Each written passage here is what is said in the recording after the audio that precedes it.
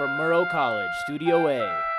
It's the update with Amanda Rowley and Matt Kramer.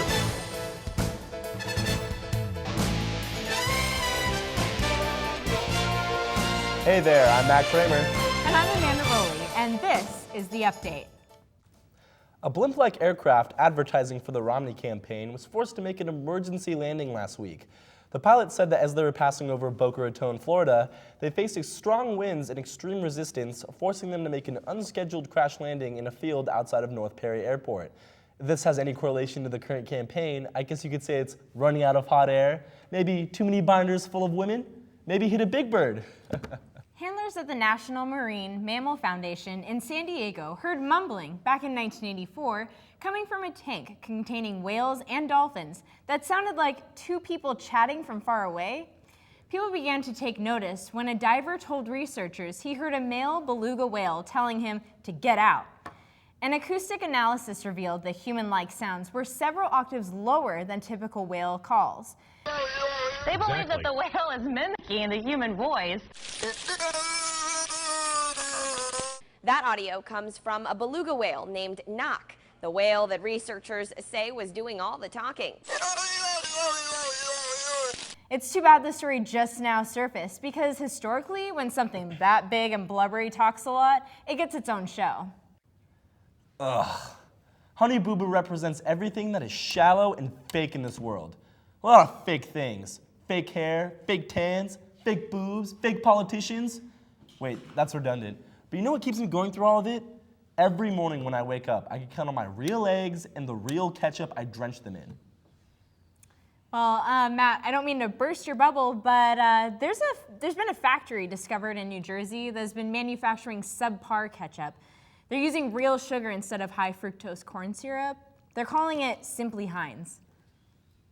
What is this madness? How can we live in a world where subpar ketchup can be spread on our wieners, our fries, and our buns?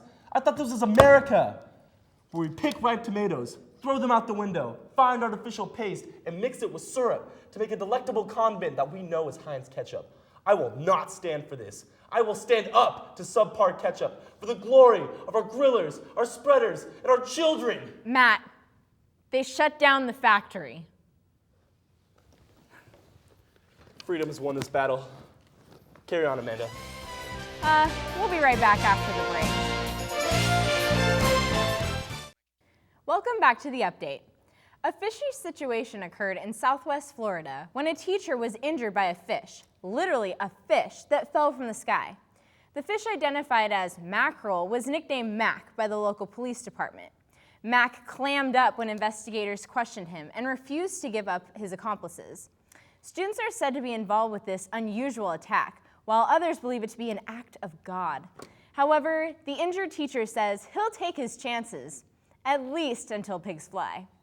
Students at a California high school have been running a fantasy slut league for 6 years. The teenage boys who created the league drafted girls and documented who they had sexual interaction with. According to news reports, the school's principal had to inform parents about the situation in order to prevent things from getting out of hand. The principal writes, participation often involved pressure and manipulation by older students that included alcohol to impair judgment and control and social demands to be popular. Truthfully, I don't see what the big deal is. I mean, we've been doing this for years. It's called being in a fraternity. Well, at least we know what you do in your spare time. Anyways, for more on what's happening in your favorite league, we're going to shoot it over to Henry McKay for sports. Thanks, Amanda. There are now 7 lines of blanks in the cycling record books from 1999 to 2005. Lance Armstrong used to be the most decorated cyclist in the world, but now he's banned for life for doping. Armstrong now has 1 more testicle than he does trophies. Well, the Chiefs have somehow now gotten worse. They've benched one of their best players in Matt Castle for the lemon that is Brady Quinn, even though the Chiefs are trying to climb back from a 1-5 start, unless they hire Lance Armstrong. I hear he's short on trophies and he's got a lot of speed. Video caught coach Tom Coughlin of the New York Giants and running back Ahmad Bradshaw having a heated exchange on the sideline. Apparently, it is about Bradshaw wanting to run the ball more. Leave it to 2 macho football guys to talk about who gets to hold balls longer. Brian Cashman, GM of the New York Yankees, now claims that third baseman Alex Rodriguez is no longer a superstar. This comes after A-Rod was benched for 3 of the 9 playoff games. That's because the only time A-Rod gets to first base is because he's kissing his girlfriend. That's it for sports. I'm Henry McKay. Back to you, Matt. Thanks, Henry. Not only has this been a big week in sports, but also in Hollywood. We now go to Sarah Clifton with your entertainment news. Hey guys, Sarah here. Khloe Kardashian tweeted a picture of Mama Kris Jenner showing off her new Wonder Woman Halloween costume, and she accidentally let out a nip slip. Like mother, like daughter. This just shows how much Kris wants to be one of the sisters. Christina Aguilera admits she doesn't like to wear underwear. Ew. Christina, TMI. Stop trying to be relevant again. Okay? Excuse me, Blondie. Don't you dare talk about Christina like that. At least she was never cracked out and bald. Heather, what are you doing? This is my shot. Well, you're not doing a very good job. Heather Flynn here with your entertainment news. Lil Wayne sang "Take Me Out to the Ball Game" at the National League Championship Series. Where's auto-tune when you need it? Flavor Flav was arrested on accusations of assaulting his fiancée and threatening his kids. I guess his time has officially run out. Drake finally received his high school diploma. I'm so proud of Drake. Okay, enough. You can't come in here and try to steal my sparkle. Whatever, I'm still better than you. Can we at least agree that Katy Perry is just the sweetest? She sang a duet with an autistic girl for a Comedy Central benefit show. Oh, you're right, that is the sweetest. Oh, I guess blondes and brunettes can be frenemies. Well, that's what's good in Hollywood. Back to you guys. Thanks, ladies.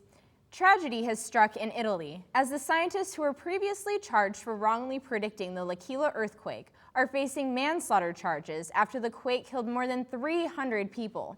Italian officials had arrested 6 seismologists and 1 former government official, saying that they were falsely reassuring the public about the chances of the quake.